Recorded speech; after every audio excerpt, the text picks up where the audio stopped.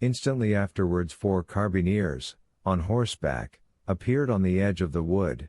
3 of them appeared to be looking for the fugitive, while the 4th dragged a brigand prisoner by the neck.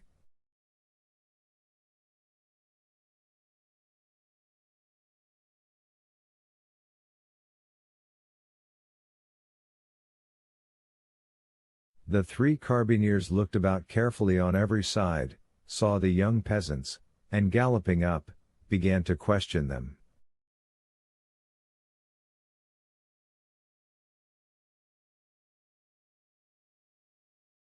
They had seen no one.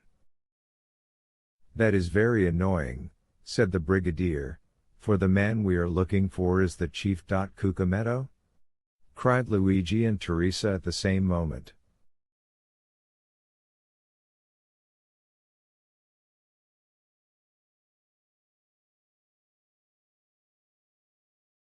"Yes," replied the brigadier, "and as his head is valued at 1,000 Roman crowns, there would have been 500 for you, if you had helped us to catch him."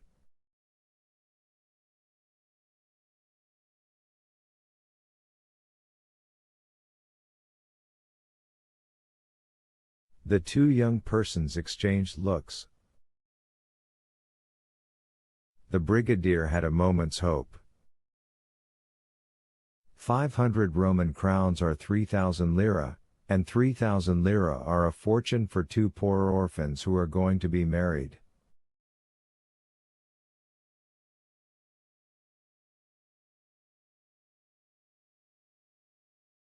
"Yes, it is very annoying," said Vampa, "but we have not seen him."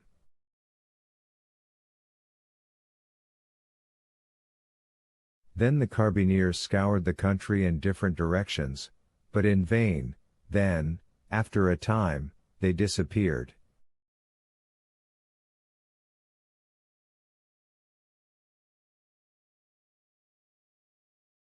Vampa then removed the stone, and Cucumetto came out.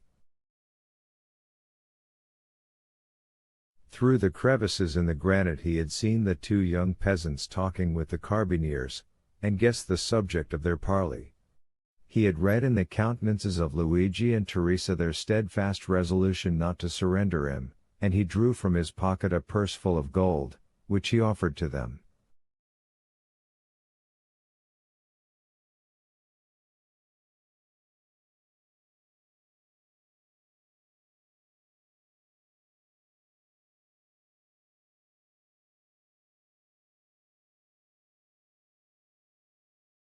But Vampa raised his head proudly. As to Teresa, her eyes sparkled when she thought of all the fine gowns and gay jewelry she could buy with this purse of gold.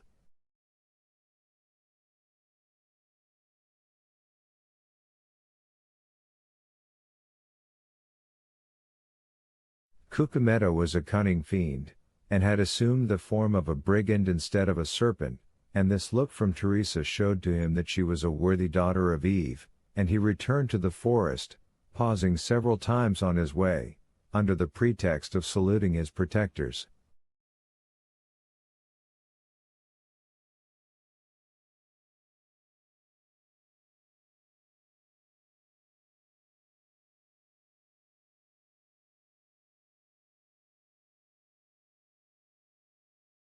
Several days elapsed, and they neither saw nor heard of Cucumetto. The time of the carnival was at hand. The Count of San Felice announced a grand masked ball, to which all that were distinguished in Rome were invited.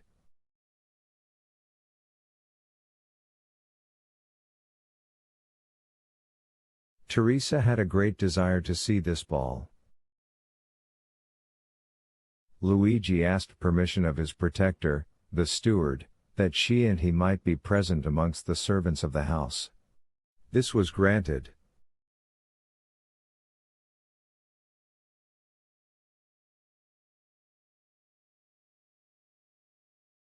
The ball was given by the Count for the particular pleasure of his daughter Carmela, whom he adored.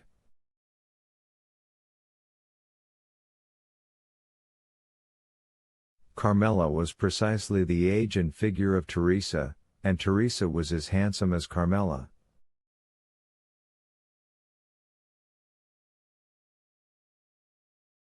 On the evening of the ball, Teresa was attired in her best, her most brilliant ornaments in her hair, and gayest glass beads. She was in the costume of the women of Frascati.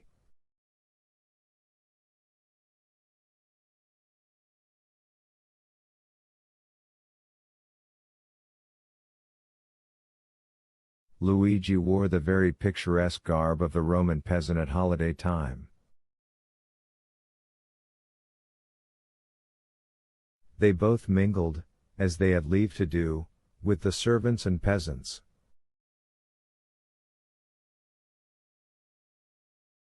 The festa was magnificent. Not only was the villa brilliantly illuminated, but thousands of colored lanterns were suspended from the trees in the garden, and very soon the palace overflowed to the terraces, and the terraces to the garden walks.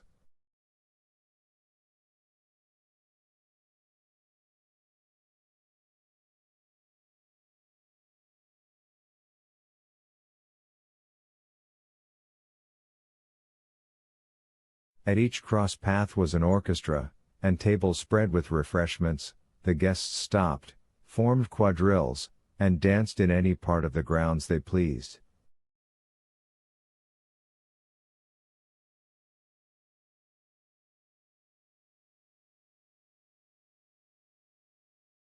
Carmela was attired like a woman of Sonnino.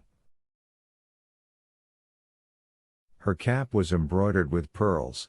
The pins in her hair were of gold and diamonds, her girdle was of Turkey silk, with large embroidered flowers, her bodice and skirt were of cashmere, her apron of Indian muslin, and the buttons of her corset were of jewels.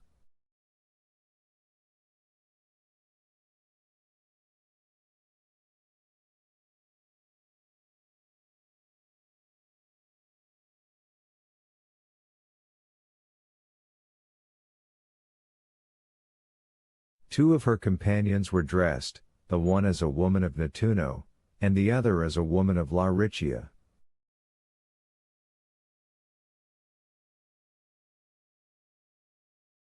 Four young men of the richest and noblest families of Rome accompanied them with that Italian freedom which has not its parallel in any other country in the world. They were attired as peasants of Albano, Velletri, Civita Castellana, and Sora.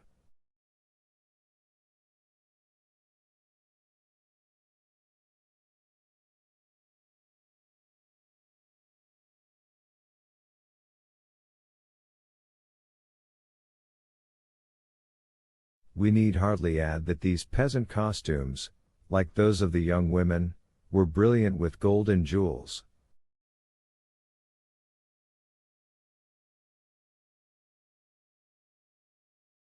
Carmela wished to form a quadrille, but there was one lady wanting.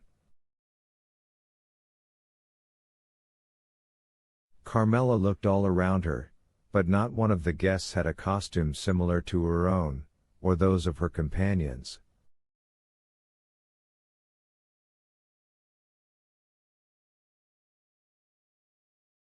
The Count of San Felice pointed out Teresa, who was hanging on Luigi's arm in a group of peasants.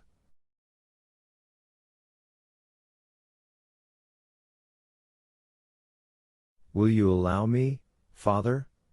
said Carmela. "Certainly," replied the Count. "Are we not in carnival time?" Carmela turned towards the young man who was talking with her, and saying a few words to him, pointed with her finger to Teresa.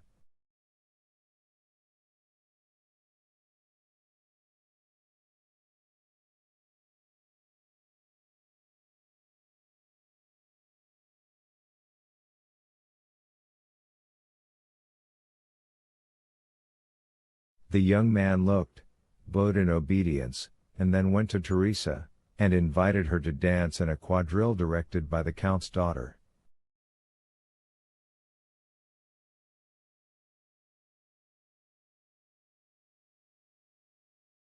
Teresa felt a flush pass over her face. She looked at Luigi, who could not refuse his assent.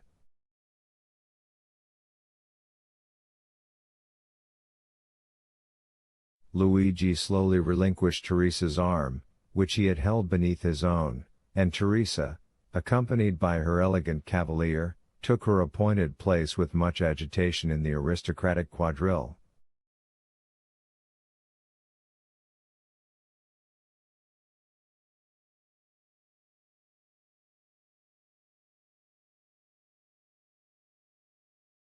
Certainly, in the eyes of an artist, the exact and strict costume of Teresa had a very different character from that of Carmela and her companions, and Teresa was frivolous and coquettish, and thus the embroidery and muslins, the cashmere waist-girdles, all dazzled her, and the reflection of sapphires and diamonds almost turned her giddy brain.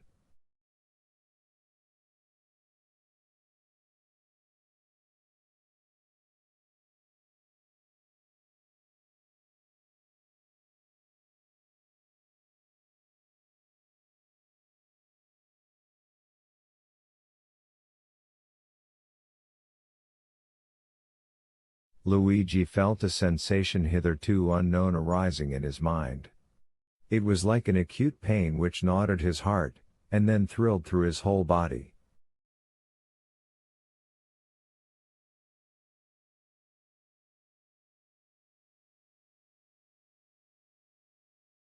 He followed with his eye each movement of Teresa and her cavalier. When their hands touched, he felt as though he should swoon, every pulse beat with violence, and it seemed as though a bell were ringing in his ears.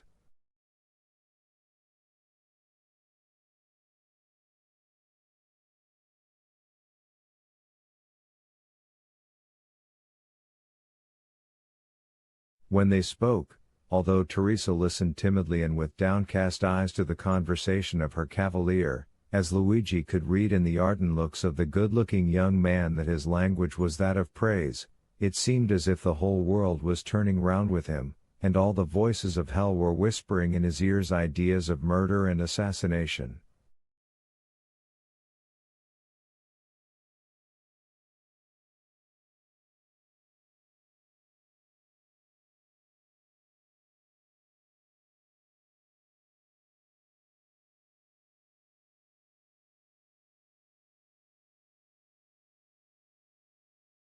Then, fearing that his paroxysm might get the better of him, he clutched with one hand the branch of a tree against which he was leaning, and with the other convulsively grasped the dagger with the carved handle which was in his belt, and which, unwittingly, he drew from the scabbard from time to time.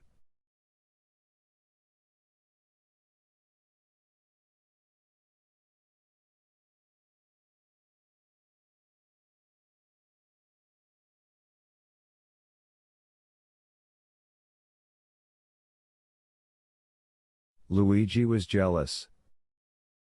He felt that, influenced by her ambitions and coquettish disposition, Teresa might escape him.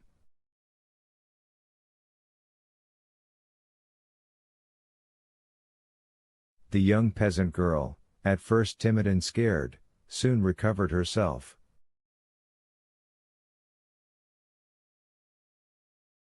We have said that Teresa was handsome, but this is not all. Teresa was endowed with all those wild graces which are so much more potent than our affected and studied elegancies.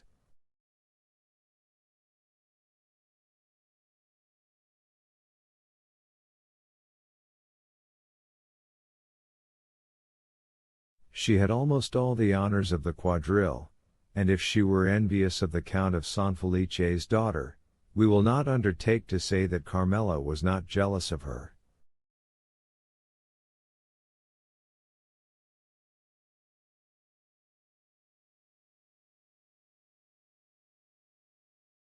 And with overpowering compliments her handsome cavalier led her back to the place whence he had taken her, and where Luigi awaited her.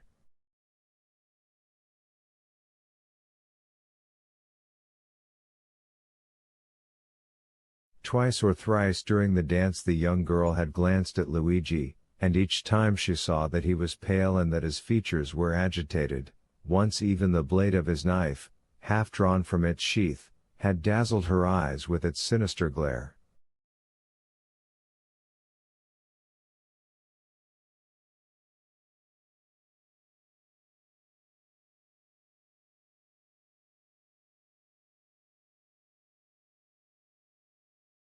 Thus, it was almost tremblingly that she resumed her lover's arm. The quadrille had been most perfect, and it was evident there was a great demand for a repetition, Carmela alone objecting to it, but the Count of San Felice besought his daughter so earnestly, that she acceded.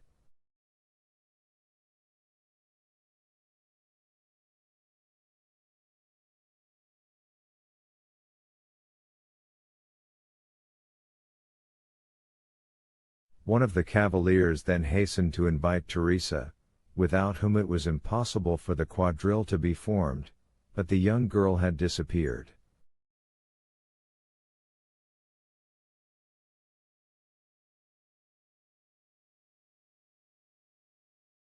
The truth was, that Luigi had not felt the strength to support another such trial, and, half by persuasion and half by force, he had removed Teresa toward another part of the garden.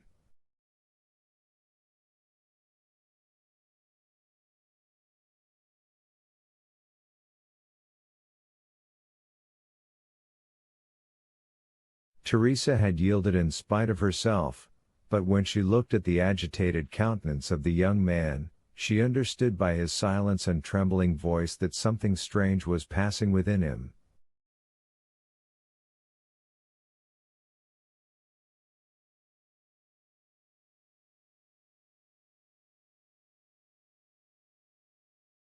She herself was not exempt from internal emotion, and without having done anything wrong, yet fully comprehended that Luigi was right in reproaching her. Why, she did not know, but yet she did not the less feel that these reproaches were merited.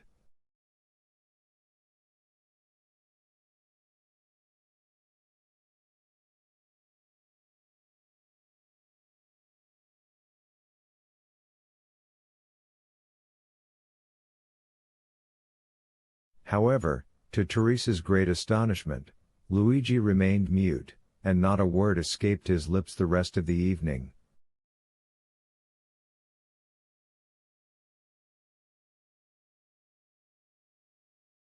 When the chill of the night had driven away the guests from the gardens, and the gates of the villa were closed on them for the festa indoors, he took Teresa quite away, and as he left her at her home, he said,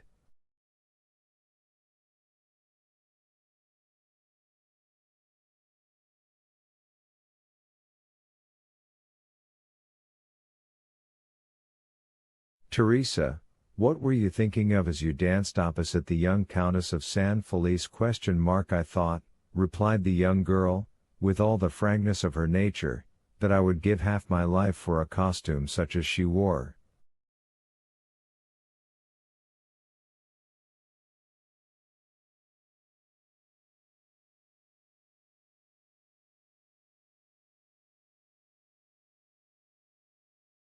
"And what said your cavalier to you? He said it only depended on myself to have it, and I had only one word to say.